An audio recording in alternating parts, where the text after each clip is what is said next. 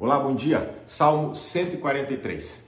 Nós vamos ver nesse salmo de hoje como tirar o medo, o temor das nossas vidas. Como vamos fazer isso? Vimos no salmo de ontem, no 140, identificamos o medo como a origem de todo tipo de conflito e problema interno que nós temos. Então, o medo gera os conflitos, as tribulações, as angústias, tudo que sentimos aqui. E tudo que nós sentimos aqui dentro vai se refletir do lado de fora. E nós vamos começar a ter problemas do lado de fora, porque a origem está aqui dentro. Então, identificamos o medo como essa origem. E agora nós vamos, no dia de hoje, eliminar o medo. E antes que nós comecemos a ler o texto, eu preciso te fazer uma pergunta. E a pergunta é muito simples e é direta. Como seria a sua vida se não houvesse o medo?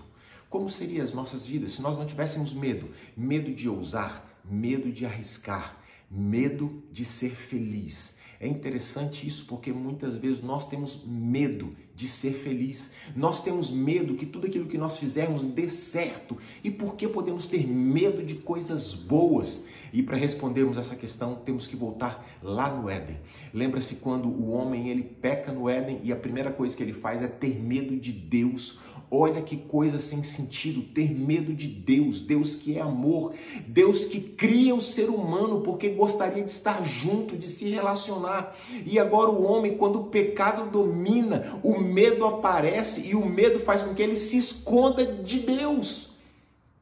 Não existe lógica, não existe razão nisso.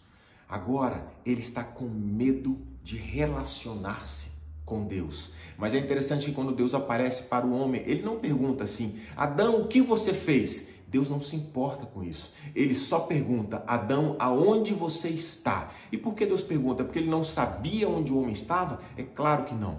Mas quando Deus fez o homem para estar junto de Deus, no mesmo ambiente, no mesmo local de Deus. Agora, quando o homem peca, é como se ele tivesse caído da presença de Deus.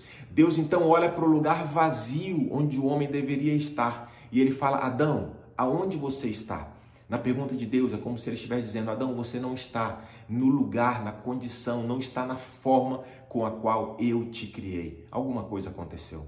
Então, nesse momento a gente percebe o estrago, o tamanho do estrago que o pecado faz nas nossas vidas. E o medo é aquilo que aparece. E muitas vezes o medo em nós vai se disfarçar de muitas coisas. Se disfarça através de traumas, de mágoas do passado, se disfarça através de tantas coisas que nós praticamos nos dias de hoje. E é por isso que muitas vezes nós temos medo até mesmo de ser felizes. É como se nós olhássemos para a nossa própria vida e aí olhamos para os nossos traumas e pensamos assim, não, eu não mereço ser feliz.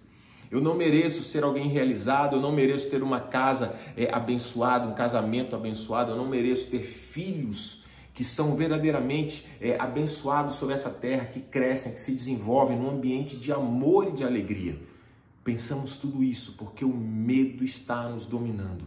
E é por isso que nós precisamos mandar embora, porque isso tudo está trazendo uma série de consequências terríveis na nossa vida. E essa não é a vontade de Deus. Não é a vontade de Deus para nenhum de nós. Vocês lembram da oração do Pai Nosso? Pai nosso que estais nos céus, santificado seja o teu nome, venha a nós o vosso reino, seja feita a tua vontade, assim na terra como ela é no céu. E a vontade de Deus é que possamos viver a vida em liberdade. E o medo nos aprisiona, o medo nos escraviza, o medo nos limita e nos impede de viver aquilo que Deus tem para nós vivermos nessa terra. E é por isso que tem um texto na Bíblia sensacional, que diz que o verdadeiro amor lança fora todo medo. O verdadeiro amor lança fora todo medo. E agora, sem medo, nós podemos correr a corrida em liberdade, podemos viver a vida em liberdade, podemos verdadeiramente experimentar tudo aquilo que Deus tem para cada um de nós, porque se a Bíblia vai dizer que Deus ele é amor, e esse amor verdadeiro, quando entra aqui, tudo que não vem dele tem que ir embora. E é isso que nós vamos aprender. Vamos viver a vida dessa forma, desse jeito. Porque no fundo, essa é a verdadeira vida. Só existe vida assim. Tanto que tem uma expressão que fala assim, eu vivo com medo. Essa frase, ela não existe. Porque é impossível viver se existe o medo. O medo, ele apaga a vida, ele abafa, ele diminui, ele tranca, ele impede a vida. É impossível viver com medo, porque se tem medo, não tem vida.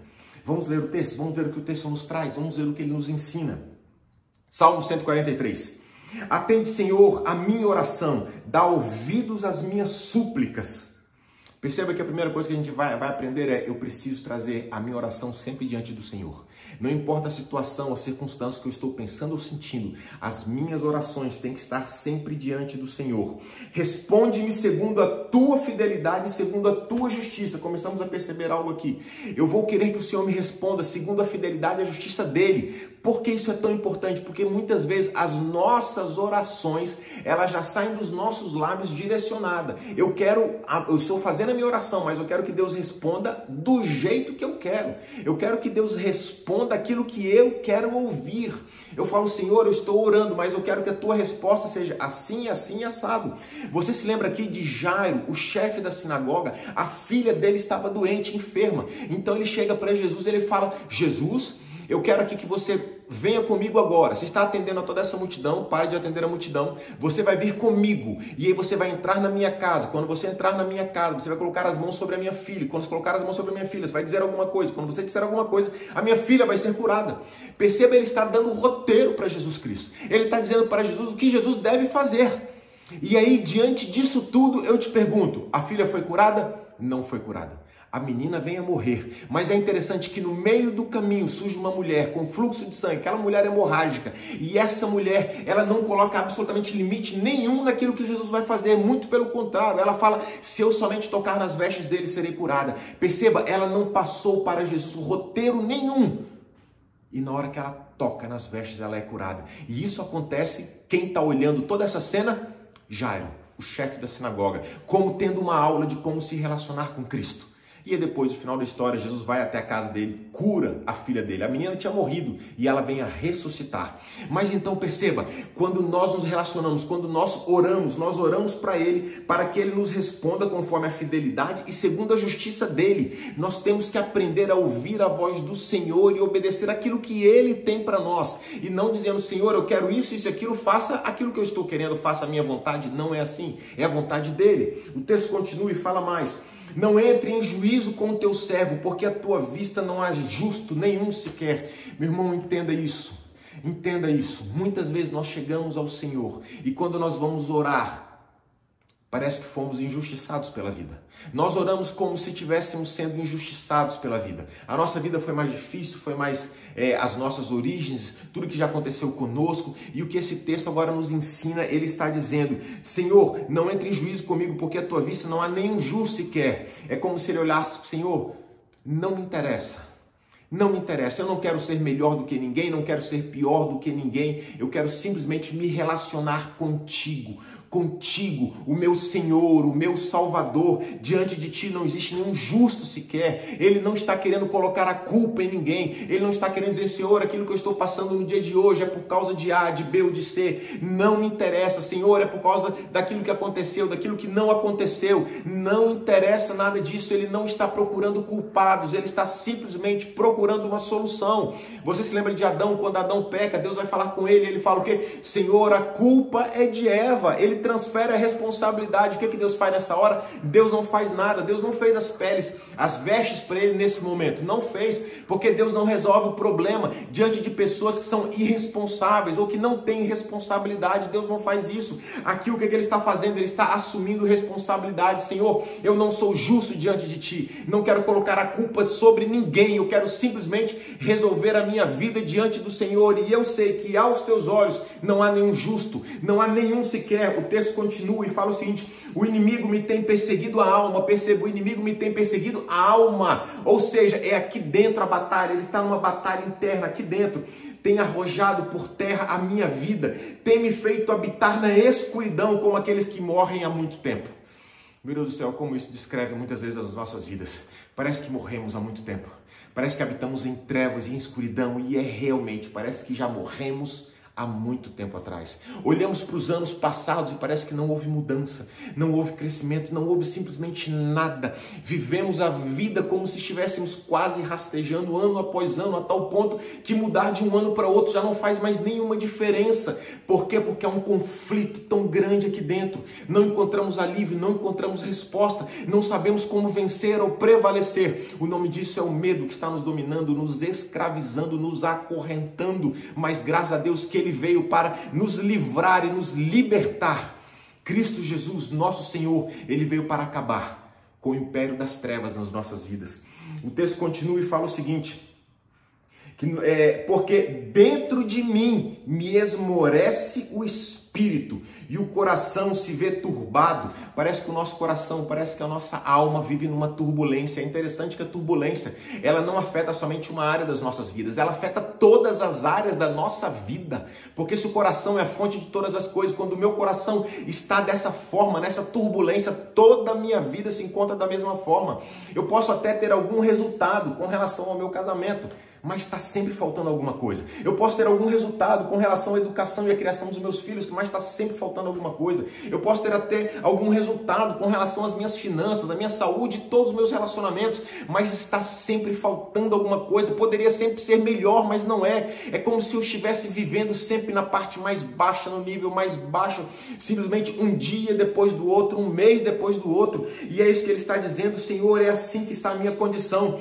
Agora ele vai começar a solução. Até aqui ele estava descrevendo o que estava acontecendo com ele, agora ele vai começar a solução. Ele fala o seguinte: lembro-me dos dias de outrora, penso em todos os teus feitos e considero as obras das tuas mãos. Lembro-me, então, o que eu vou fazer agora? Quando tudo aqui dentro de mim está desse jeito, essa confusão, essa turbulência, o que ele faz? A mente dele se volta para o Senhor. Ele começa a se lembrar dos feitos do Senhor, daquilo que o Senhor fez. Eu começo simplesmente a tirar os olhos de mim mesmo, colocar os olhos sobre o Senhor, sobre quem Ele é, sobre aquilo que Ele fez, sobre como foi que Ele criou o mundo, criou todas as coisas, criou a natureza, como a gente vê a natureza expressa na palavra de Deus. Várias foram as vezes que Davi, enquanto ele fugia, passava por lutas e tribulações, e ele vai escrever os Salmos, e nos Salmos ele fala da águia, ele fala da galinha, ele fala dos rios, ele fala dos desertos. Ao longo do livro de Provérbios, então, fala-se da formiga, fala-se dos animais, fala da vegetação. Jesus Cristo, nas parábolas dele, ele fala da semente, de plantar, de colher, da semente do grão de mostarda, das árvores crescendo, dos frutos que se dão. Perceba como a natureza ensina ao ser humano. E o que é isso? É nós observarmos as obras das mãos de Deus. Queremos simplesmente agora olhar para Ele e não mais, o nosso foco não estará em nós, porque aquilo que nós focamos vai crescer. Se nós focarmos nos problemas, dores e dificuldades, elas vão crescer. Mas se eu foco no Senhor, o Senhor vai crescer, o Senhor vai aumentar diante dos meus olhos. Aquilo que Ele faz e as obras dEle, todas elas estarão nítidas aos meus olhos. E é isso que Ele está fazendo aqui. Considero as obras das tuas mãos. Olha o que ele vai dizer no verso 6. A ti levanto as minhas mãos, a minha alma anseia por ti como uma terra sedenta. A ti levanto as minhas mãos. O que é isso? É como no Velho Testamento falava da oferta movida. É como se eu quisesse simplesmente chamar a atenção de Deus. Ou seja, tudo que eu quero agora, eu não estou querendo bênçãos de Deus. Eu não estou querendo que Deus faça algo para mim. Não estou absolutamente nada. Eu quero simplesmente ter um relacionamento com Deus, onde Ele está olhando para mim. Isso me basta. É tudo que eu quero, é tudo que eu preciso. É por isso que ele vai dizer aqui, ó: a minha alma anseia por ti como uma terra sedenta. O Senhor vem como aquele orvalho, nós somos essa terra sedenta. Você já viu alguma vez uma imagem de uma terra seca, seca, seca? Quando você pinga a água bate na terra e já é totalmente absorvida. Não fica nem marca de que houve água ali. O que ele está dizendo é isso: essa terra seca somos nós, que vamos absorver Deus. Por que absorver? Porque o meu interior está vazio, está seco.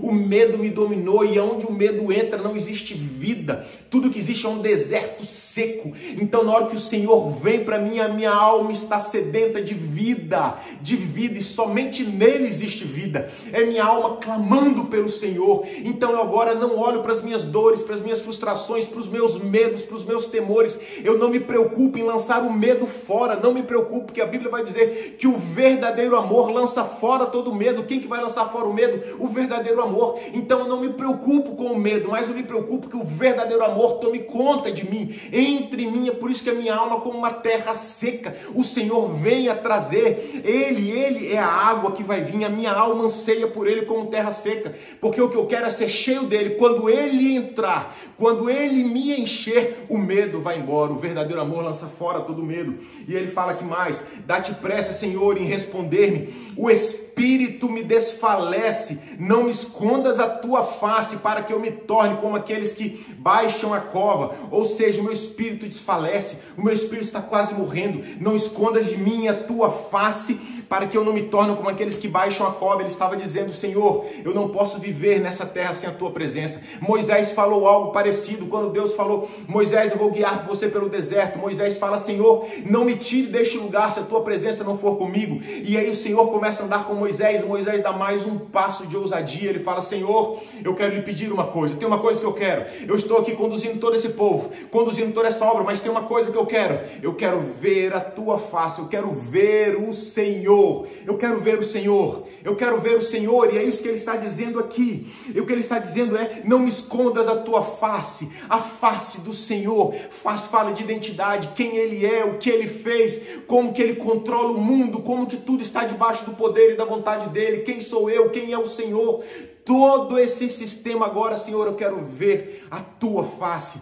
Como Moisés clamou para ver o Senhor. Perceba o meu foco agora. Eu já não estou olhando para as minhas limitações, para as minhas falhas, para os meus medos. Não olho para nada disso. Eu me volto 100% e falo: Senhor, o tempo que eu tenho nessa terra, antes que eu morra, antes que chegue o final, antes que eu possa baixar essa cova, eu quero ver a tua face. Esse é o meu propósito de vida, ver a tua face. Esse é o meu propósito de vida, ver a tua face. Não quero esperar pela eternidade, não quero esperar para aquele grande momento onde eu sei que estarei contigo, mas eu quero aqui nessa terra ver a tua face, ser inundado, ser cheio da tua presença, e que essa vida possa aqui dentro transbordar em mim e levar fora todo o medo que existe. Aí ele continua e faz o seguinte: faz-me ouvir pela manhã da tua graça, pois em ti confio.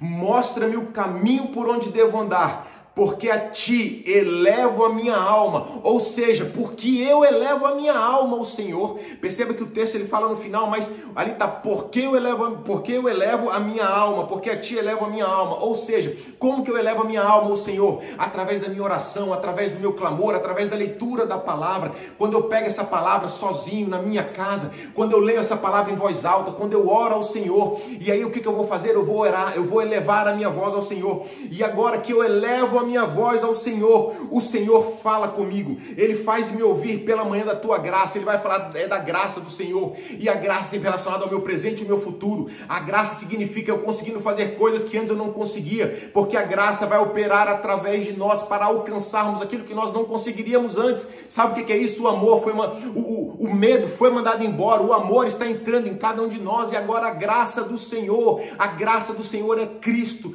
Cristo que deu a vida por cada um de nós. Esse é o amor do Pai derramado através do Filho que deu a vida por nós.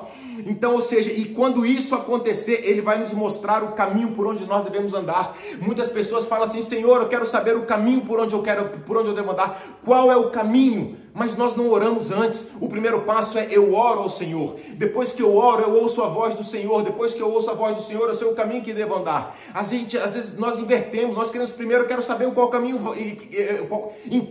eu vou andar. Em qual caminho eu vou andar? Não. Acalma o teu coração. Não antecipe as coisas. Não mude as coisas de lugar. Não mude as coisas de ordem.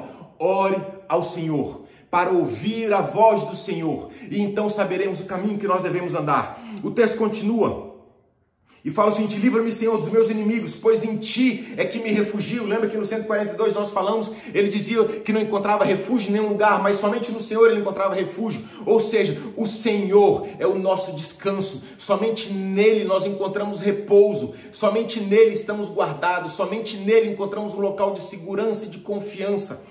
O texto continua e fala mais: ensina-me a fazer a tua vontade. Já falamos sobre isso. Ensina-me a fazer a tua vontade, pois tu és o meu Deus. Olha que texto sensacional. Olha que texto sensacional. Ensina-me a fazer a tua vontade, pois tu és o meu Deus. Guia-me o teu bom espírito pelo terreno plano, meu Deus do céu. Presta atenção nisso. Olha o que ele está dizendo: ensina-me a fazer a tua vontade. Sabe quem é que nos ensina? Cristo nos ensina. Ele é aquele que vai nos ensinar e que vai nos mostrar. Olha o que diz o texto mais: pois tu és o meu Deus, guia-me o teu bom espírito. No mesmo versículo ele está falando do Pai, do Filho e do Espírito Santo. Os três agindo em nosso favor, os três agindo conosco. Jesus Cristo nos ensinando a fazer a vontade, porque ele falou: para isso eu vim ao mundo, para manifestar as obras do meu Pai, para fazer a vontade do meu Pai. Ensina-me a fazer a tua vontade. Cristo vai me ensinar. Pois tu és o meu Deus. Saber que Deus, ele é o nosso Deus, fala da nossa identidade. Ele é o nosso Deus, então eu sei quem ele é, e se eu sei quem ele é, eu sei que ele é criador. E se eu sei que ele é o criador, eu sei que eu sou criatura. Aí ele me colocou nesse mundo como criatura. O texto vai continuar, ele vai dizer: guia-me o teu bom espírito. Jesus falou isso. Eu preciso subir ao Pai, porque se eu não subir ao Pai, ele não vem. E quando ele vier, ele vos guiará. Ele vos guiará. Esse verso 10, marque na tua Bíblia. Marque na tua Bíblia. Ele está falando do Pai, do Filho e do Espírito Santo. Todo o céu agindo em seu favor, todo o céu agindo para nos conduzir nessa terra. Bem que Jesus falou que ele não nos deixaria só, e ele não nos deixou só, ele não nos deixou só. Nós olhamos para ele e ele se volta para nós, o Pai, o Filho, o Espírito Santo, eles vêm até nós. Jesus Cristo veio para nos mostrar o caminho para o Pai. É por isso que ele me ensina aquilo que eu devo fazer, porque no final, o Filho vai nos levar para o Pai. O Espírito Santo vai nos levar para o Pai. O objetivo é que sejamos um só em Cristo, no Pai.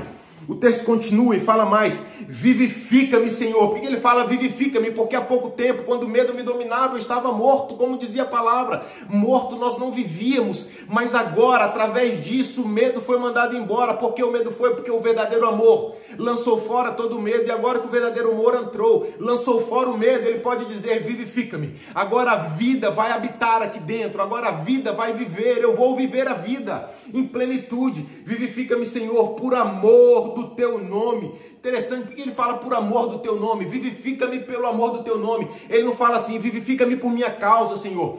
Senhor, vivifica-me porque eu preciso ser um cônjuge melhor, preciso ser um marido melhor, uma esposa melhor. Senhor, vivifica-me porque os meus filhos precisam de mim. Vivifica-me, Pai, porque eu preciso lá no meu trabalho fazer as coisas. Não. Vivifica-me por amor do teu nome. O que significa isso? O nome do Senhor. É como se ele estivesse dizendo: olha, ele é o Senhor que criou todas as coisas, que tem tudo no controle dele. A terra funciona porque o Senhor determina que ela funcione. O sol e a lua continuam girando ao redor da terra porque ele determina que seja assim. Ele tem tudo, absolutamente tudo no controle. Embora a gente esteja vendo guerras, rumores de guerras, confusões e conflitos, tudo isso é o princípio do fim, mas é uma outra história. O que ele quer dizer aqui agora é o seguinte: que ele continua autoridade sobre todas as coisas, porque ele é autoridade sobre todas as coisas. Quando nós declaramos o nome dele, quando nós declaramos o nome do Senhor, as coisas mudam de figura. Quando nós declaramos, nós entramos debaixo de uma autoridade, que é a autoridade dele, que ele concedeu para nós. É como se nós chegássemos em algum lugar e dissesse: escuta, isso daqui não é por minha causa, não é porque eu mereço, porque existe algo de especial em mim, não. Mas é porque ele, que é Deus, que continua sendo Deus e que será Deus eternamente, é por causa de Cristo que deu a cruz na vida do Calvário, autor e consumador da minha fé. Ele conquistou uma autoridade, e agora quando eu falo no nome dele, as portas se abrem. Por isso que a Bíblia vai dizer que as portas do inferno não prevalecerão e não prevalecerão. A morte não prevalecerá, mas a vida habitará dentro de cada um de nós. A vida habitará. Vivifica-me, Senhor, por amor do teu nome, é por causa dele. É por isso que Jesus ele vai falar: sem mim nada podeis fazer, sem mim nada podeis fazer. Ou seja, o Senhor não vai me dar condições de eu fazer sozinho, de eu viver sozinho, de eu alcançar sozinho. Não, é com ele. Sem ele eu nada poderei fazer. E o texto continua: por amor da tua justiça, tira a tribulação da minha alma. Por amor da tua justiça. Que justiça é essa? Foi o dia que ele deu a vida na cruz do Calvário. Essa é a justiça de Deus. Essa é a justiça de Deus exposta a toda a humanidade, na hora que ele deu a vida dele na cruz do Calvário. E te digo mais: se Jesus tivesse morrido naquela cruz, a Bíblia vai dizer, Paulo vai dizer, que se Jesus não tivesse ressuscitado, seríamos os mais infelizes de todos os homens. E é verdade, seríamos, Mas quando foi o domingo, ele se levantou. Quando foi o domingo, o túmulo estava vazio. Ele se levantou e ele ressuscitou no domingo para dizer que sim, é possível. Para dizer que sim, nele, em todas as promessas, nós temos o sim e o amém. Sim, ele se levantou no domingo para que pudéssemos viver a vida dele nessa terra. Sim, é verdade, o texto continua e fala o seguinte: por amor da tua justiça, tira a tribulação da minha alma. Como é que eu sei que ele vai tirar? Como eu posso ter a certeza? E eu te pergunto, como é que está o túmulo dele? Se o túmulo dele estiver vazio, pode ter certeza que toda a tribulação da tua vida vai sair. Toda a tribulação da tua vida. Nós enfrentaremos lutas e aflições aqui do lado de fora, mas aqui dentro, a paz que excede todo entendimento, os rios de água viva vão fluir aqui de dentro. E por sua misericórdia, dá cabo dos meus inimigos, destrói os que me atribulam a alma, pois eu sou teu servo, eu sou teu servo. Ou seja, quando eu pego a minha vida e eu entrego para ele, eu passo a viver a vida dele em mim. Quando tudo isso acontece, quando eu sou cheio deste amor, todo medo vai embora. E somente aqui eu começo a viver a vida que ele tinha para cada um de nós, que ele planejou para cada um de nós. Que o Senhor te abençoe grande e poderosamente nesse dia.